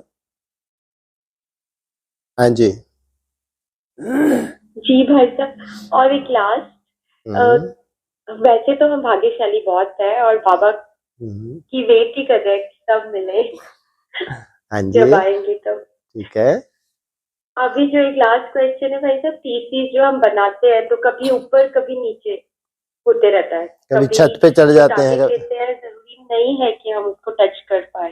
हाँ जी कोई बात नहीं लेकिन इतना तो हमारे अंदर संकल्प होना ही चाहिए कि अगर हम 240 को टच अगर नहीं कर पाए आज, तो 180 से कम तो 179 तो मंजूर नहीं करना है। इसमें कहीं ना कहीं आज बहुत अलवेलापन आया है। जिस दिन आप नहीं टच कर पाए तो जरूर कुछ विशेष अलवेलापन का रूप रहा है, और अलवेलापन तो बहुत बड़ा शत्रु है ही। इसलिए ये नहीं छोड़ सकते कि चलो आज नहीं हुआ तो कोई बात, कल भी नहीं होगा, परसों भी नहीं होगा, वापस घूम फिर के कहां पहुंच जाएंगे? जहां थे वहीं पहुंच जाएंगे। वो असंभव ही हो जाएगा। लेकिन उसको इतना सीरियसली लेना है कि आज नहीं हुआ तो अपनी चेकिंग करनी है कि कहां कहां मैं कर सकती थी जिस वजह से नहीं हुआ। आज कम से कम वैसा नहीं होना चाहिए, वहां से मेरे को वो कलेक्ट करना ही है। अपनी दिनचर्या को देखो, उस दिनचर्या में कहाँ वेस्ट हुआ है, कैसे कैसे अलवेलेपन का रूप रहा है। तो आज कम से कम वैसा नहीं होना चाहिए। अगर कल कमी आ गई तो इतने हल्के रूप में भी नहीं ले सकते। कई बार हमने भी बीच में थोड़ा बोल दिया ना, अरे कोई चिंता नहीं, बहुत समय पड़ा है। ये उनके लिए है जो लगातार बहुत सुंदर लक्ष्य लेके चल रहे हैं।